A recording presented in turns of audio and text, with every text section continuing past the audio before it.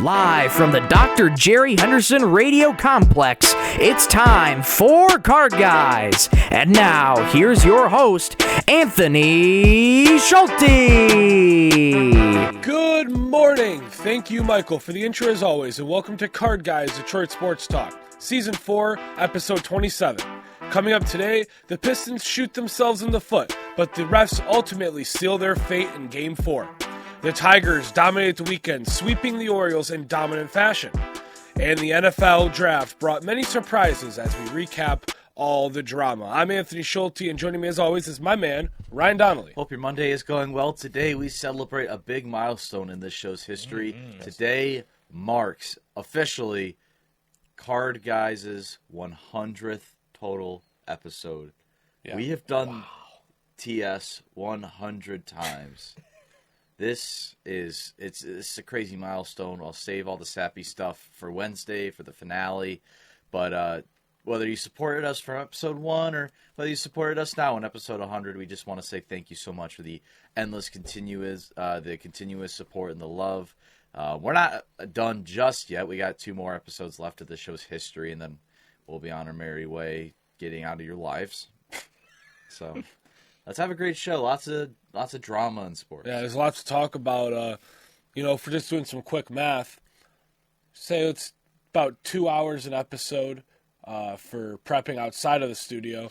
Let's just say 3 hours, give or take, of course. 3 hours in the studio. That's 500 hours, at least on my end. And then we'll say 300. What's that? 1,100 total hours spent on the show. Yeah. That's crazy. Give or take, obviously. That's put in some work for you guys. Yeah. We are. A lot of hours. Right next to me, Mr. Michael Rosenkranz. It's good to be back on a Monday. The sun is out. Anthony, unfortunately, allergies for you came back with a vengeance. Yep. And you guys had a heck of a time at LCA yesterday. Oh, yeah. This guy won a giveaway, one of those giveaways on Instagram, to get club seats at LCA. Row 14, baby. I was stoked for this man, and also a little bit jealous, but I am so glad that you guys had a great time at LCA. That environment in there was insane. And we'll talk about it during this show today. Let's get it. That was easily it was easily the best environment I've been in when it comes to sports. Never been to a better game. Never been in a better environment. My ears are still ringing right now. I hear them right now. And my voice, if you guys can't tell, is still shot. My voice does not feel good. It probably doesn't help that we were belting rock heavy metal songs on the way home for 2 hours. I was on aux. Yeah, he was. I love Metallica. I do too. We were screaming the entire game. I mean, I'm happy the Pistons came back, because if that was a blowout for that entire game and we weren't playing well, it wouldn't have been as fun. But the end of that game, we'll get to it in a little bit. It was just so much fun. So much fun. I'm so happy I was able to go. It was a lifelong dream to be able to go to an NBA playoff game, let alone a Pistons playoff game. After the last few seasons, I didn't think it would be happening anytime soon. But then I walked into LCA and sat in a club seat. So Center freaking court. cool. Thank your lucky stars. Yeah. I got to eat free steak and shrimp and free Little Chinese Caesars pizza. And Sloppy Joe. Oh, my I also God. had sea bass. Very good. I actually didn't like the sea bass. I loved the I've sea never had sea bass. It's good. I had lamb for the first time yesterday, and it was amazing. They also had ice cream. I did. And all-you-can-eat popcorn and all-you-can-drink drinks. Oh, my gosh. They had it all. Very fun. Wow. Thank you to Lender for yes, giving Lender us did. Shout out you, Lender. Thank you for hooking these guys up. Lender Rentals. We actually met them yesterday. We did. Nice. Very nice guys. Yeah, they were. All right, let's get to 3 stars, Ryan.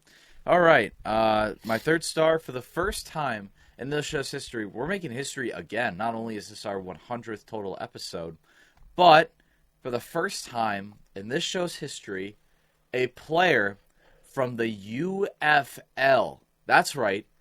The United Football League from If You Smell the Rock is on 3 stars. I chose Hakeem Butler from the St. Louis Battlehawks on Saturday against the Michigan Panthers. 2 receptions, 124 total receiving yards, and 2 touchdowns.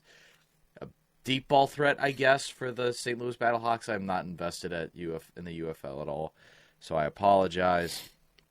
I just don't know much about the UFL, but he played good, so I decided, why not him be my star? The second star, I'm going to go with the Joker, Nikola Jokic. On Saturday, against the LA Clippers, 36 points, 21 rebounds, 8 assists, 2 steals, and a block. Got the win in a thriller against the LA Clippers. He hit a step-back 3, airballed, Aaron Gordon caught it and dunked it to win the game. Crazy finish That was an at the insane Intuit Dome. Very nice stuff from Jokic as well. My first star, I'm going with Eugenio Suarez of the Arizona Diamondbacks. Folks, 4 at-bats, 4 hits, 5 RBIs, and 4 home runs. The 19th player in MLB history to hit 4+ home runs in a single game. He was on fire against the very feeble Atlanta Braves on Saturday. And then yesterday, he only had a hit, but who cares about that? Let's focus on that Saturday performance. 4 homers. You never really get to see it. You see a lot of 3-homer games, but 4 incredible stuff from Eugenio Suarez, and those are my 3 stars. Michael? All right, so my third star is going to be Leon Draisaitl of the Edmonton Oilers. Edmonton got a much-needed overtime win yesterday against the LA Kings, 4-3. Leon Draisaitl, a goal, 3 assists for 4 points. Certainly very, very productive for Draisaitl down the stretch for the Oilers as they even up the series at 2 apiece. My second star, I don't know if that's going to be picked up on the mic. We're going to hope it's not, but if it is, it is what it is. It's got to stop going from 32 to 70 to 40 Agreed. to 68 to... Agreed. It does. Michigan weather is feeble. Yes, it is. My second star, Andrei Svechnikov of the Carolina Hurricanes. He had a hat trick in the Hurricanes' victory over the New Jersey Devils, 5-2.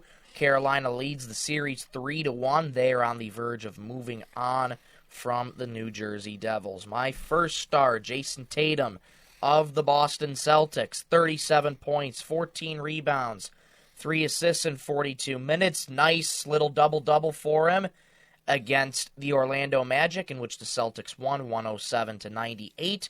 Boston up 3-1 on the series, on the verge of eliminating the Orlando Magic. Orlando Magic. Man, that should be the intro song for celebrating 100 episodes, shouldn't it? Yeah, maybe. Maybe so. Those are my 3 stars. All right, I'll quickly hit mine. Third star, Tim Hardaway Jr. Back on Thursday. He was hot. 24 points, 7 of 13 from the field, 7 of 12 from 3. In the first quarter, how about 3 for 3 from 3? Second quarter, how about 2 for 2 from 3? Second half didn't really perform too well, but regardless, Tim Hardaway Jr. helped us come back in that second quarter on Thursday, kept us in the game. Tim Hardaway Jr. is my third star. My second star goes to Cade Cunningham. Who else? Yeah, who else? 25, 10, and 10. Triple-double on 11 of 23 shooting. Ball went in and out at the end of the game. Can't really help that. You live and you die with Cade Cunningham, and sometimes his turnovers can get a little sloppy, and sometimes his misses just pop out of the rim. You can't really do anything about it, but still, 4 blocks also. First ever Piston, or second player in NBA history, first ever guard to reach those numbers. So a very, very good performance, filling the stat sheet, as the kids say. And he's the first Piston since Isaiah Thomas to have a triple-double. Mm-hmm. Yes. And then my first star, Jack, I read the wrong name. It's Tarek Skubal. I read Jack Flaherty because I clicked today's game. Oh, okay. Tarek Skubal in 6 innings, 11 Ks, 0 walks, 0 runs, and only 4 hits allowed. ERA's down to 2.34 after those first 2 kind of shaky games, you could say, giving up a lot of runs. He's down to 2.34 ERA. This is the Tarek Skubal we know and love, and this is the Tarek Skubal that we're going to get for the rest of the season. Was never worried about Tarek, and nobody should have been, because he's back to his elite self after a little stumbling out of the gate a little bit, you could say. All right, those are 3 stars. Let's get into the Detroit basketball Pistons. Let's lead off with the Pistons. let's get the elephant out of the room. The NBA officials, we need to do some summer cleaning in the off season, because all day yesterday, not just in the Pistons game, but all day yesterday, the NBA officials were terrible, garbage, missing call after call, letting their egos get the best of them. And look, the Pistons shot themselves in the foot yesterday afternoon. That first quarter was abysmal. You couldn't make a shot. You shot 7% from three about 18 minutes into the game. Finally, at the end of the second quarter, end of the first half, you find some life. You get some stops, you make some shots, and you make a 6 or 7 point game at the half, and the crowd is back into it. That crowd yesterday was electric, and you could hear it on the broadcast too. You get yourself back in it. You come with an 11-2 run to finish the half, by the way. You come into the third quarter, and you continue what you're doing. You're playing well. You're starting to make your shots. You're taking care of the ball more. You're playing better defense. The Knicks just aren't missing shots. You're forcing misses. And then you take control in the third and fourth quarter. You're in control for the most of it. And then the end of the game happened, where a couple turnovers, couple missed shots, refs don't help you. All in all, first and second quarter, you did way too much to yourself where you could have won this game. I think a great example is we lost by 1, right? At the end of the half, instead of going for the layup and actually getting the 2 points, we went for a flashy dunk and we didn't get the 2 points. Well, we would have used those 2 points at the end of the game. Wouldn't we have? Yeah, we really would Not have. saying that it would be the same situation and scenario, just saying those 2 points would have came in handy in this game. If we would have just been clock aware instead of trying to be flashy for the crowd. I would have cheered louder for 2 points rather than a dunk that lasted for 2 seconds until we realized, oh, that was too late.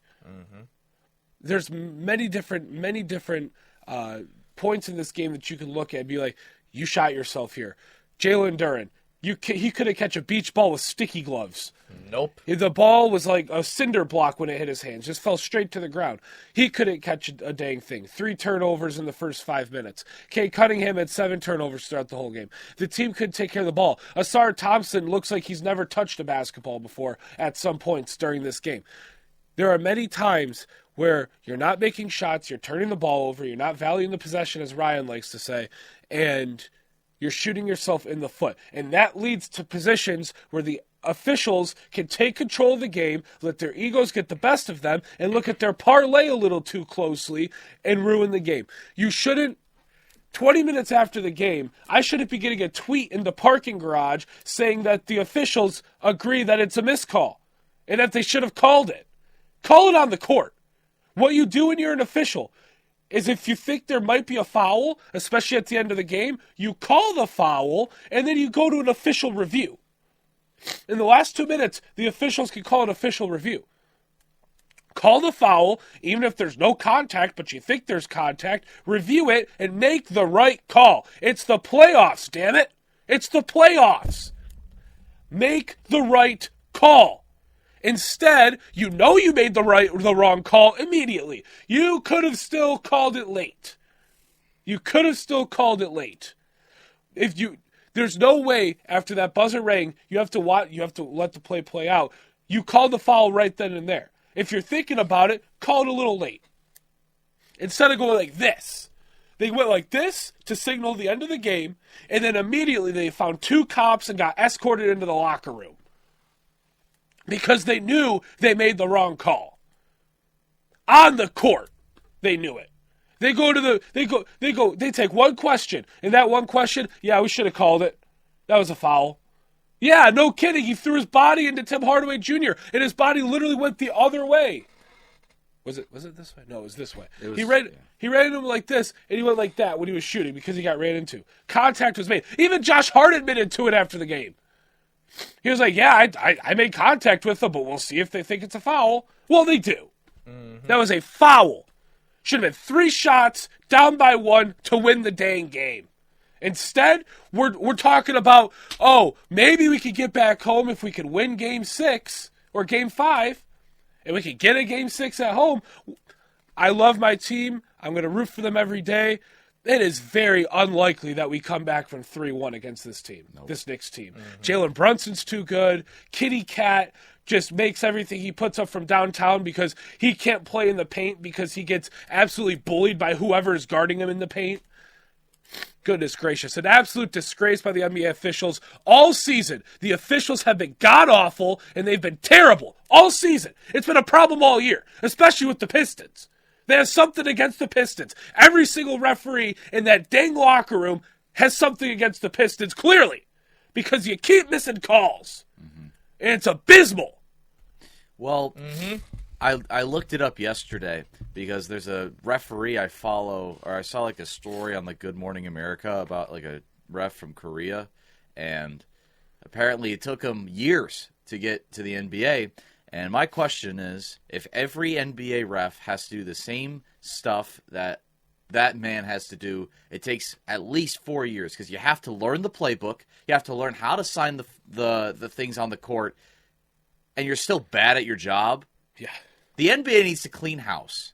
That's what they need to do. The NBA, and I told Anthony this in the parking garage yesterday, the NBA is a super flawed league. Refs is one of the big problems. It's not the main problem. It's one of the many big problems that the NBA has. This is why I'm drawn away from this professional sports league. It's because of the officiating. That's one of the reasons. Yesterday was abysmal. The refs wasn't the only problem. Obviously. You couldn't make crap from three. You couldn't really score from the mid-range. You shot yourself for about a quarter and a half, and then the cherry on top is the referees. It's ridiculous. It shouldn't have gotten to that point, but regardless, it got to that point, and they made that mistake, and it cost us a game. See, I would be mad if this is a one-time thing. No, this has happened for years. Not just for the Pistons. It's happened multiple times this season. Yeah, this season. And this is where I come and ask a question for both of you. We've seen the refs, not only just for the Pistons, but for the Red Wings, for the Tigers, and for the Lions that screwed us out of big games. What was the most aggravating, would you say? The missed face mask call against the Packers. I think it was a face mask. Trey Flowers? Yes. Trey Flowers. That led to the Hail Mary that screwed us out of playoff positioning, because if we won that game, we would have put ourselves in a better chance to make the playoffs. And actually, funny story, that entire seawhen we won all those games, leading into that Packers game, I wore a bracelet, a Lions bracelet. And because it was Thursday night football, I had to go to bed for school in the morning at halftime. And I took off the bracelet at halftime. If you know anything about that game, once halftime hit, the BS also hit. And then I woke up to see what happened, and I threw that bracelet away and never looked at it again. To name a couple more instances where Detroit sports gets ruined by the refs. Trey Flowers. Golden Tate against the Falcons, 2017. Yes. Where he got in the end zone, but they called it he was down before he got in. After review of the play, the ruling on the field has changed. Yep. That guy. That made me so mad. Armando Galarraga. Perfect game. Armando Galarraga. That's the 28-out perfect game. That's probably my haunts me to this day. Jim Joyce, you're terrible at your job. I don't care if you apologize. Tim Hardaway Jr. I'd say the entirety of Pistons Thunder this year when it was at LCA. I'd just say the entire Pistons season. Pretty much. I mean, I wouldn't say the entire Pistons season because just NBA refs as a whole has been horrible, not just for the Pistons. Yeah, I mean, yesterday, even in itself, they were terrible. And all 4 games, they were terrible. Yeah. I just think if you think the NBA refs are just after the Pistons, I think you're just after they just hate J.B. Bickerstaff and Isaiah Stewart. That's like they hate the identity. They hate that the Pistons are a gritty, physical, in-your-face, hard-hitting team. They don't like that because that's not good for the image they want for the league. In the officials, it makes the officials' job harder. So they don't like Ron Holland. They don't like Isaiah Stewart. They don't like Cade Cunningham. They don't like J.B. Bickerstaff, the officials themselves. It's not just a Pistons thing. They've been bad all year, but it's hard to not notice the trend that I'm seeing in a lot of Pistons games. There's a trend, and it's hard to ignore. Well, Cade's getting more calls, and he is getting more calls now. So I think Cade's off the hook. I just think it's Ron Holland, Isaiah Stewart. I never thought about Ron Holland, so There we go. Ron Holland, Isaiah Stewart, JB Bickerstaff. Did y'all- Because JB sticks up for his guys and the refs, which the NBA hates. As he Isaiah should. Stewart is a physical center, and Ron Holland, every time he steps on the floor, wants to beat someone Yeah, up. you see yesterday when Cat pulled him down by his legs, flagrant foul, by the way. You can't pull somebody down by their lower extremities. Pulled him down by his legs. He gets up and starts talking, and Cade violently just boom, just boom, pushed them right out of the way. That is a leader right That there. is leader. Leadership. I like got that. him out of there. For Cade to be, what is he, 23? Yeah, 23. 23. Well, let's That I think it's shows you 23. his leadership right there, which is so impressive at that young of an age. He is And 23. yeah, so if I may hear, 2 weeks after 9/11 oh boy, to the day, September 25th, 2001. oh okay, okay. So if I may here, gentlemen, yesterday I unfortunately did not get to go to the game with these guys. That was the toughest decision ever, by the way. I believe you. I was torn. I didn't know who to pick. I knew I was going to upset like 3 or 4 people, and I was going to make one person very happy. It was a terrible position to be in. Well, if I want to be honest, I mean, to me, it was a given that you were going to pick Ryan, because, I mean, you met him at a Pistons fan appreciation night. Yeah, and draft Draft party. party. the draft party, and you guys have been Pistons fans for a long time, so, I mean, I was really, really happy for I'm you. going to be honest. I was very surprised that he picked me. Like, when he... Why were you surprised? Well, because, like, there's other people that deserve it more than me. Like, you and I have been to so many Pistons games that when you won the tickets, I'm like, him and I have been to so many that, like, I feel like he's going to take Yeah, someone but that's else. also a good reason why. I mean, you've been a Pistons fan as long as I have. I mean, but I haven't watched every game for 7 So years. you don't. Nobody's watched every single game of the past. I I'm the haven't only watched every person game for in the 7 entire years. world that has done. Well, maybe not the entire. There's probably somebody else that has. Probably but, like Pistons Jack is. Which, by the way, Pistons Jack, if Yeah, you're he's a watching great this, guy. you are one of the nicest people I have ever met in Great my dude. life. He's super nice. Great Sorry. dude. No, but no, it was. You've been a Pistons fan since you were probably the same age that I became a Pistons fan. You liked the same players that I liked back in the day. We went through the same teams, so I think Pistons fandom wise, I think that you were the right decision. I appreciate that, but I mean, I just can't, like, the semester that I've had and the fact that you took me was, Yeah.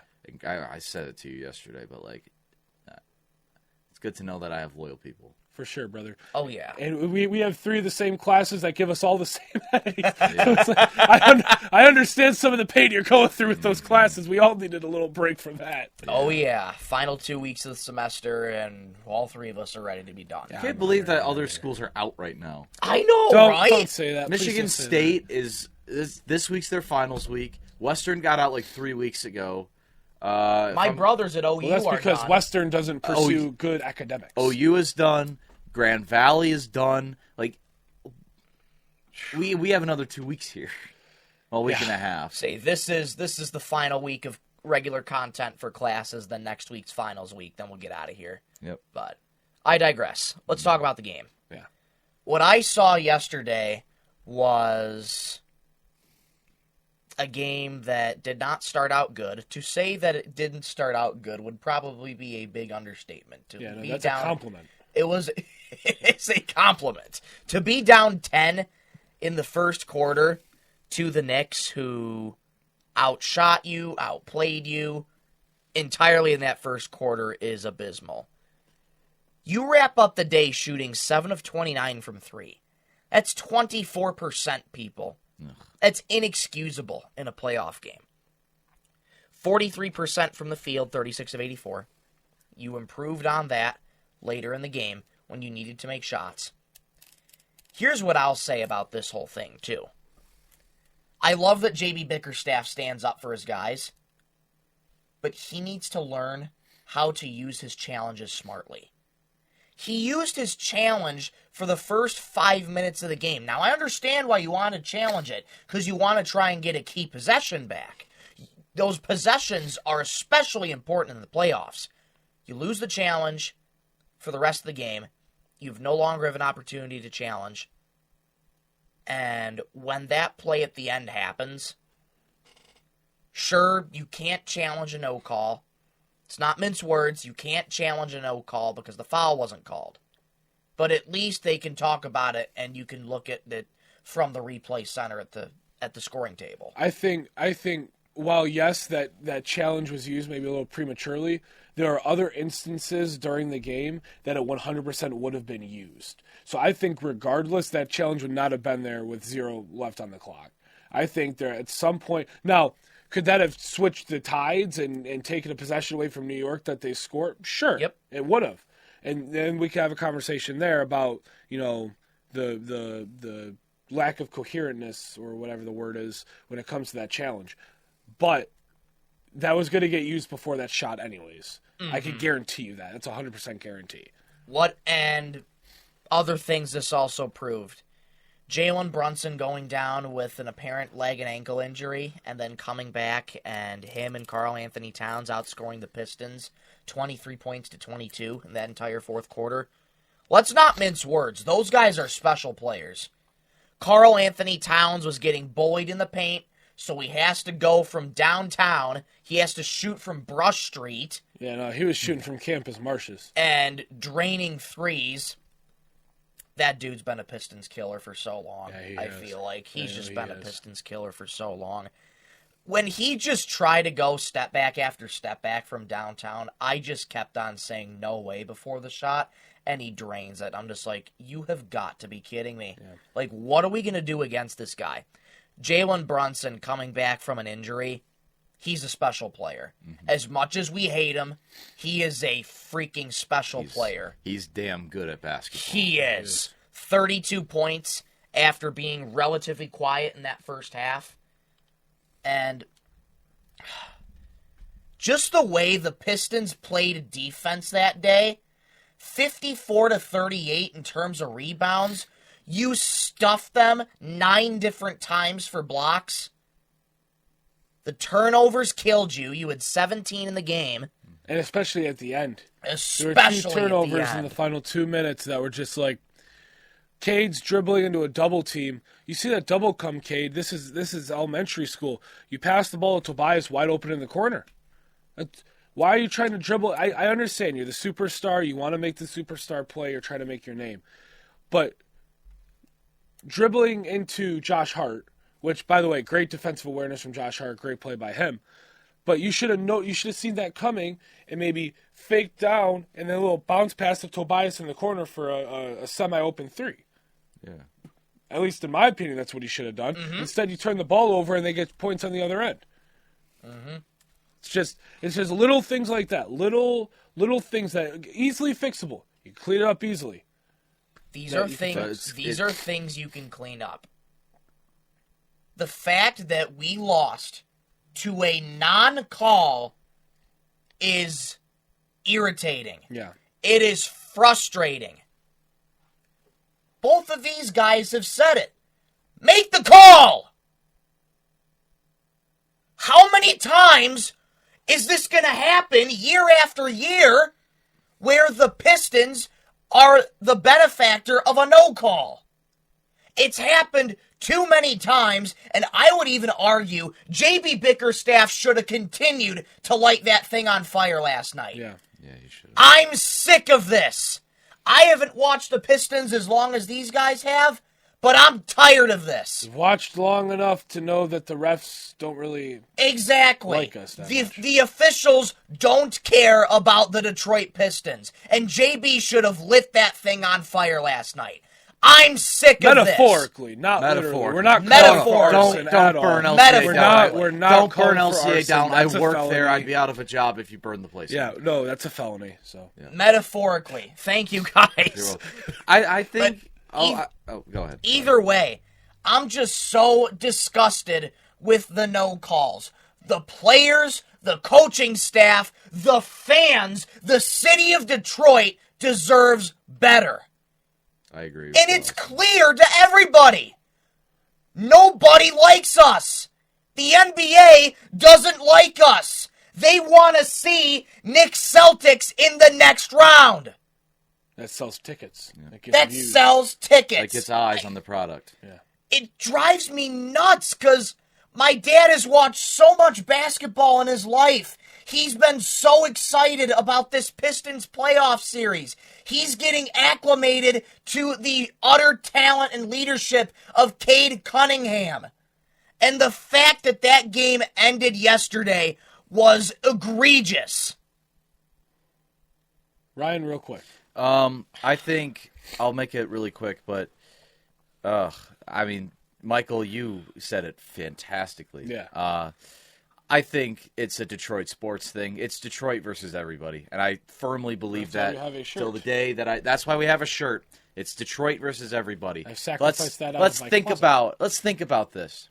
Last night, you screwed the Pistons out of a playoff game. What? Pistons Thunder. You screwed Cade Cunningham for just being good, and you just screwed the Pistons out of a win. What? Armando Gallegara, 2010, Jim Joyce screwed you out. What? Calvin Johnson, Bears, 2011. What? You screwed him out of a game-winning touchdown. Process. Yes.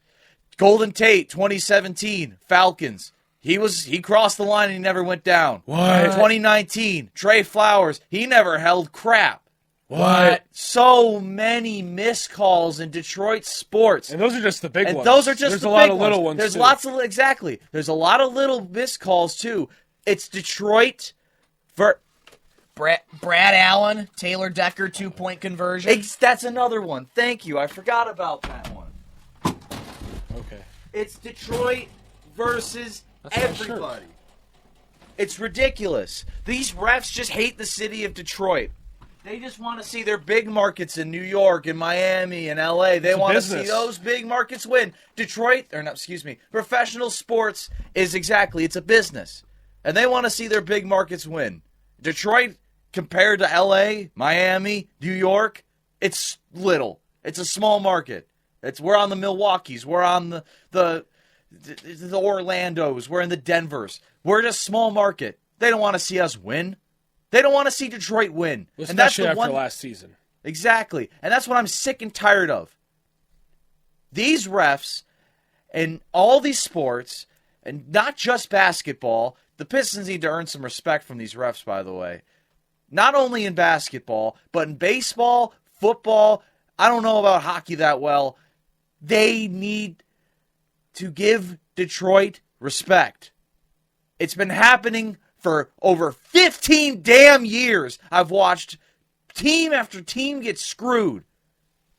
And it possibly screws up the season.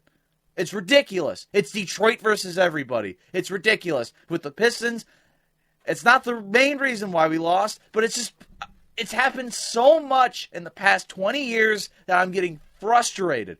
Guess what? Professional sports leagues, NBA, NFL, MLB, wake up. Detroit sports are good again. Give us respect.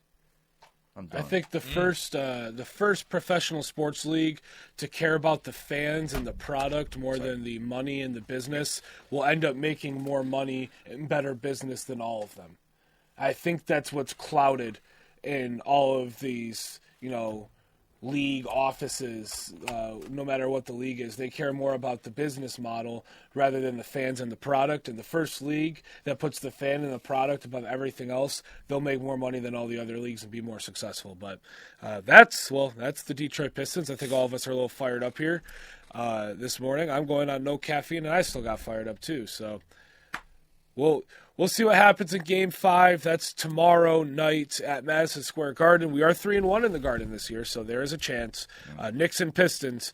Hopefully, it's just so tough. I heard Dave Pasch on the broadcast say, whenever somebody's up 3-1, they win the series like 95% of the time. Yeah, no, it's so the odds are definitely against us. Especially when but you're we still have a inexperienced. You're inexperienced. You don't know what you're doing. But it's not looking good. Down 3-1. You might be able to steal a game in MSG and get an extra shot at home, but regardless, hopefully Wednesday we're talking about Game 6 and not the Pistons season. Fingers crossed. Coming up after this break, we have quickly the Tigers and also the NFL draft recap. A lot of drama happened over there in Green Bay for the draft. You're watching Card Guys Detroit Sports Talk. We'll be back right after this. sports cards, signed jerseys, signed helmets, and more. Miller's Sports Cards and Collectibles is your one-stop shop for all things the hobby. Make sure to check them out down Mission Street in Mount Pleasant, right past Meyer. Miller's Sports Cards and Collectibles.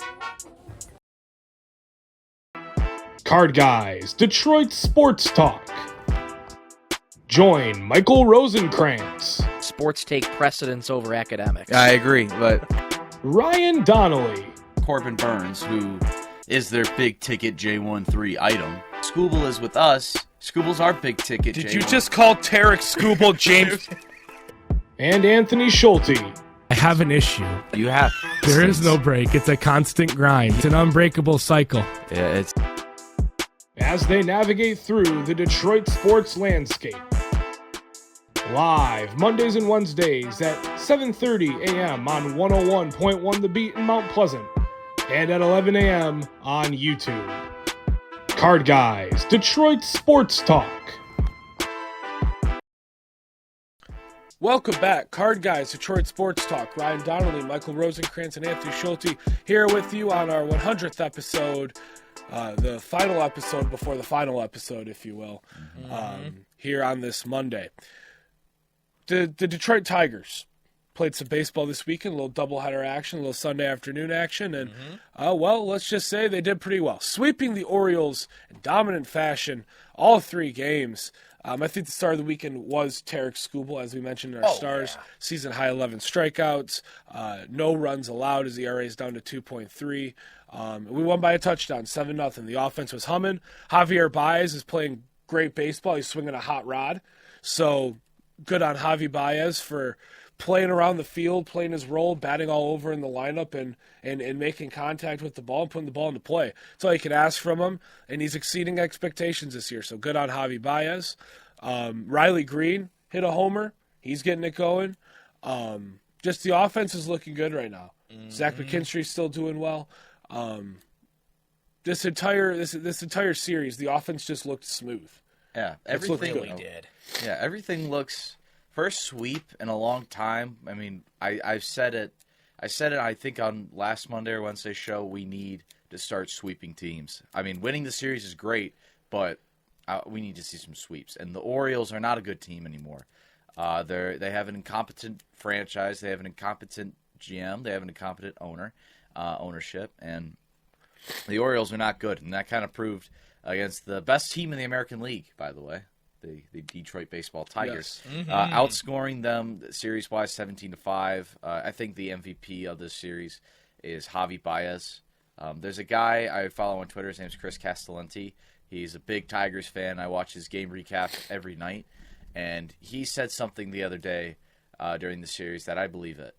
He talked to A.J. Hinch at the beginning of the season, and A.J. Hinch basically summed up and said, you're not going to see 2019 NL MVP Javi Baez. What you're going to see is a serviceable player that the fans can get behind. And I'm starting to not hate Javi right now. 5 for 7 with 3 RBIs and 2 runs in that series. He has been very, very good this series. He didn't play the second game of the back-to-back. He did not. Javi played fantastic this series. I don't want him to be a flashy El Mago anymore. I just want him to be serviceable. Yeah. I want him to be that like end of the order guy, like 8 or 9 hole hitter that's just like when we're stuck in a jam, there's like runners at the corners, he's just gets the ball in the outfield, which he's been doing very well lately, and just score some runs. He's very due for a home run, but that's really it. The Orioles, their pitching staff is pretty bad, and their offense is still pretty bad. We outscored them by 12 this entire series.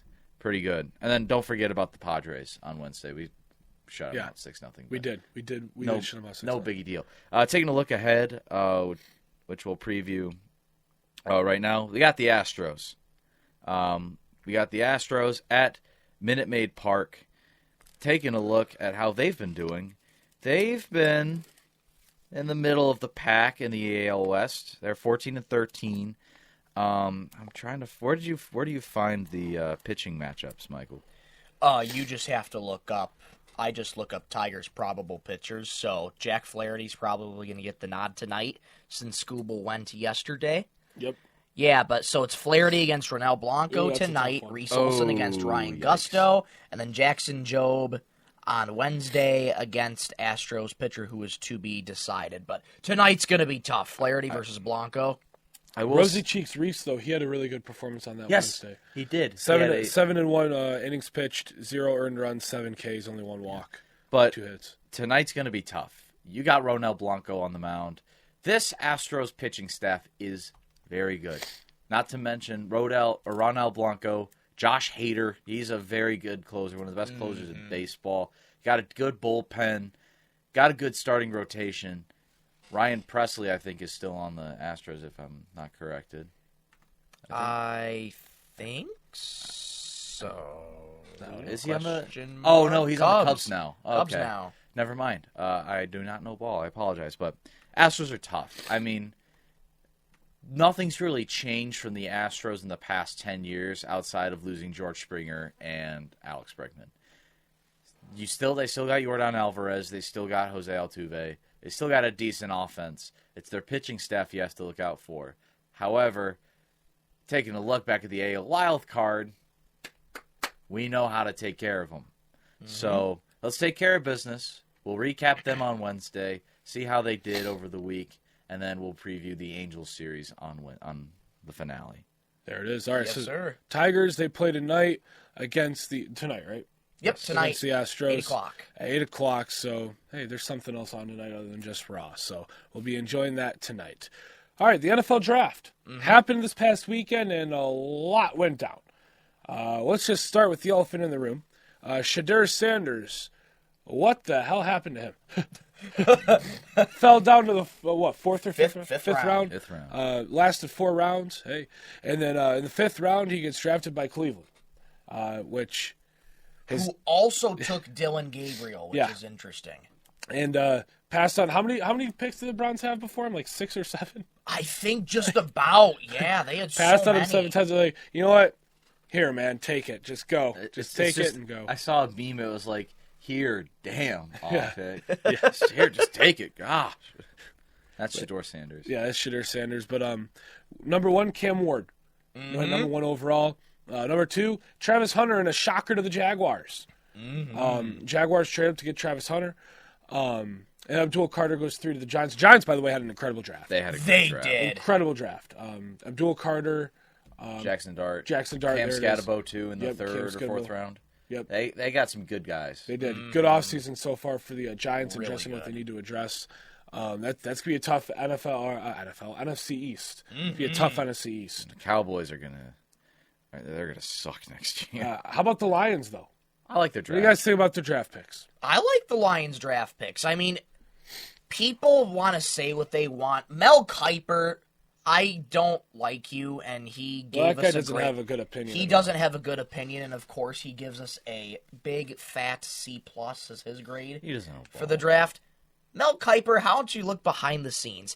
Tyreek Williams, all these picks that Brad Holmes makes is to fill an area that we need. Got some more beef. Tyreek Williams is a huge pickup for the defensive And that's line. because he can learn behind DJ Reader, learn behind Aleem McNeil, and when inevitably one of those big boys go down, we need somebody to fill up. Because last year, what was our problem towards the end of the year? No Aleem McNeil, barely any DJ Reader, couldn't stop the run. So now you have somebody to kind of learn and fill those shoes when needed. You needed somebody like that at defensive line. I never thought of that. Right? I never thought of Tyreek Williams or that pick, but now that he made the pick, I'm like, you know what?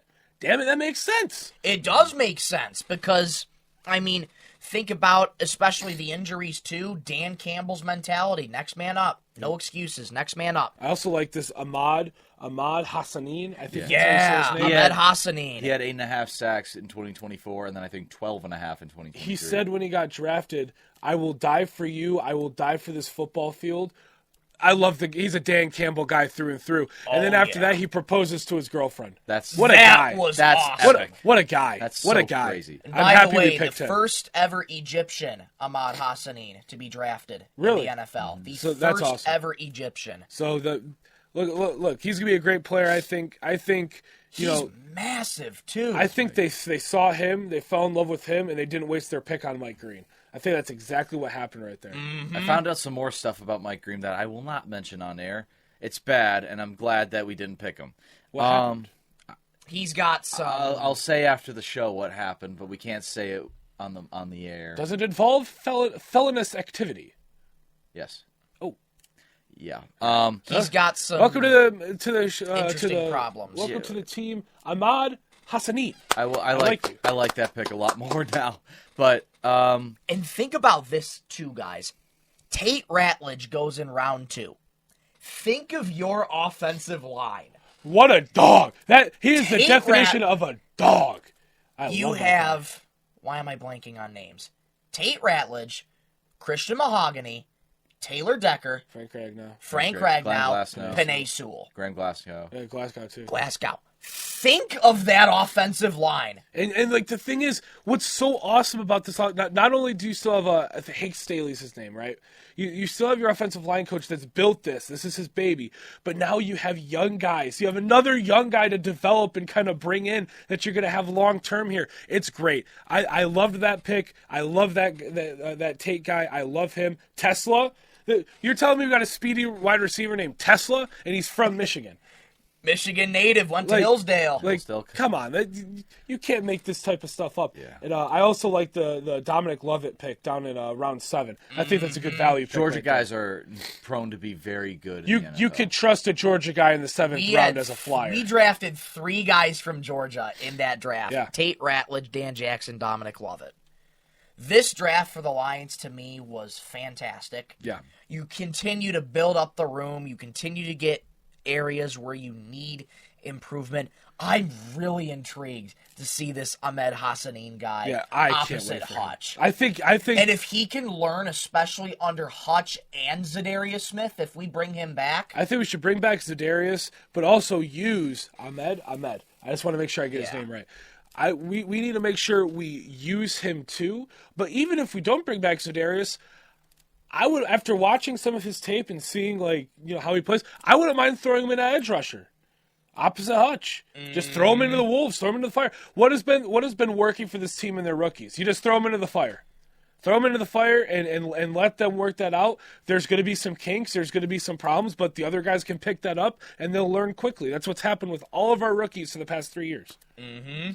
The NFL draft is made for teams that, especially that pick in the first 10 picks, for them to, rebuild, get their franchise guy. The position that we're at, I feel like we're just trying to build depth. And I feel like what Brad Holmes has done has been fantastic. But before I get to Brad Holmes, I just want to mention cooking. Yes. He's one of the best, if not the best, drafting GMs in football. Yeah. He has a football mind. I think he's mastered building depth and continuing to build your team while contending in the draft, no matter your position. Keep building these good draft picks and rely on this draft, just on these players to get better and better throughout the years, and you're contending for a long time. Yeah. Oh, yeah. But before I get to my opinion on the Lions, there's a couple picks that I just am in love with. My first pick that I'm obviously in love with is Kenneth Grant.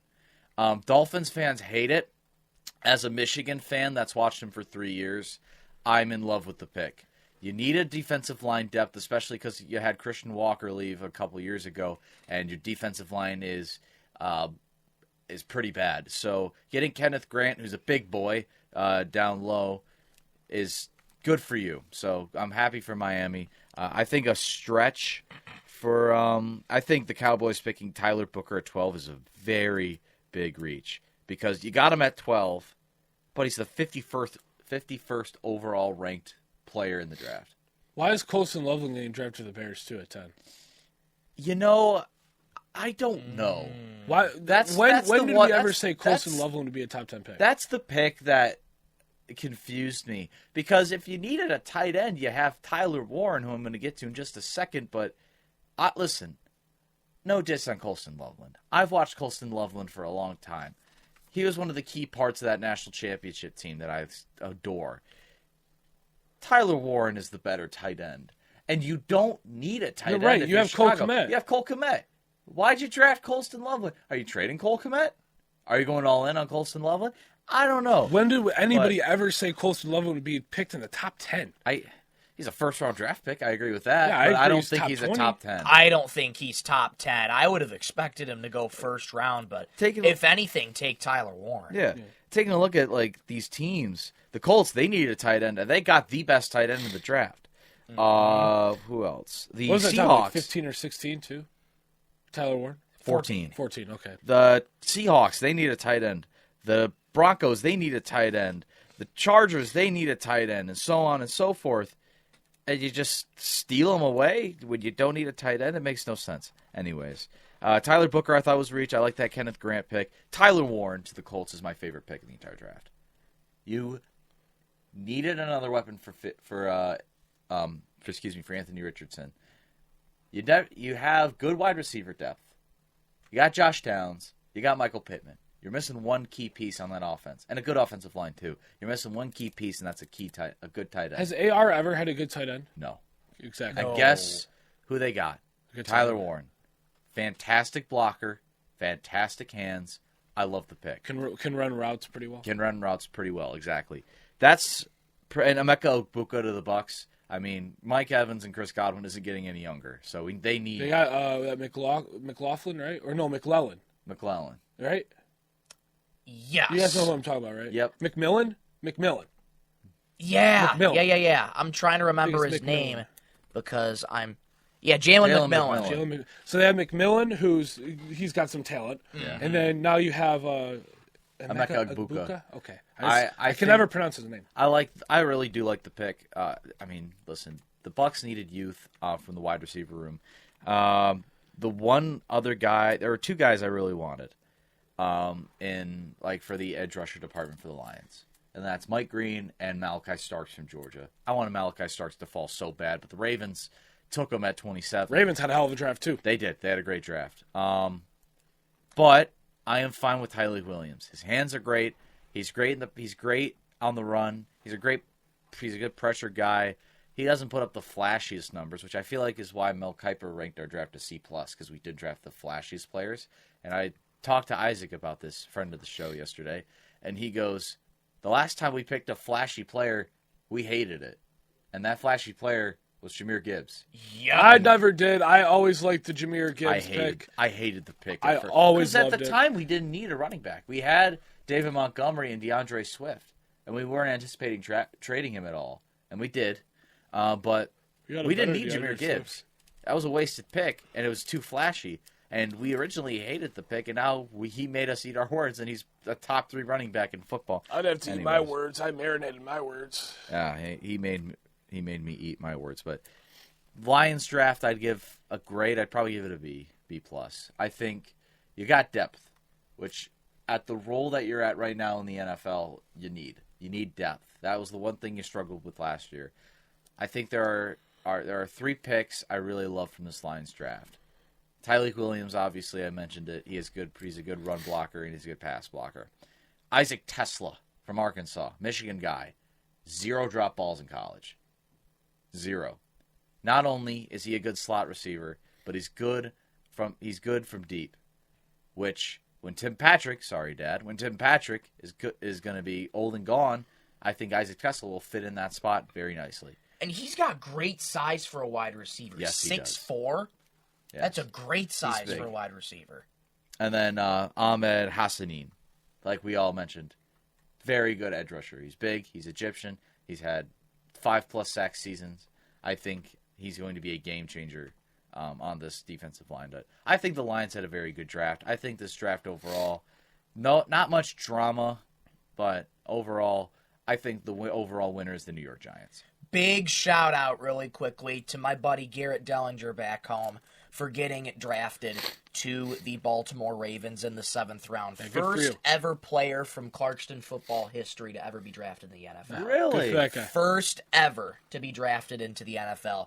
Garrett, if you're watching this, you're probably not, but if you ever watch this, big shout out to you, man. Love you, brother. Go be great in the NFL. Congratulations. That's awesome stuff. All right, well, the NFL draft was fun. It's come and gone, and now we wait for the summer fun of the NFL calendar. All right, well, that's all we have for today's show. Thank you for tuning in to Card Guys, Season 4, Episode 27 on 101.1 The Beat and YouTube. Tune in Wednesday, as it is a very special occasion. It is the final ever episode, I guess, seasonically, yeah. of Card Guys. It's going to be a special episode, special day, a lot of emotions, a lot of fun. I can't wait, but I also can't wait. If you know what I mean. Right. This is our last full-time Card Guys episode on Wednesday. We don't know if I don't know if we want to come back occasionally. We'll see. We'll see what happens. We're not going to say goodbye for good. We're just going to say goodbye in general because we don't know what could happen, and we don't know how anything's going to go. But if the water's warm, yes, we'll jump in. Yeah. Well, for my good buddies Ryan Donnelly and Michael Rosenkranz, I'm Anthony Schulte saying so long, everybody. Love you, Mom and Dad. Congratulations to the Fraser Performing Arts Academy for clean sweeping in Williamsburg. As an alumni, I'm very proud of each and every single one of you. If you smell! We have to communicate before the show.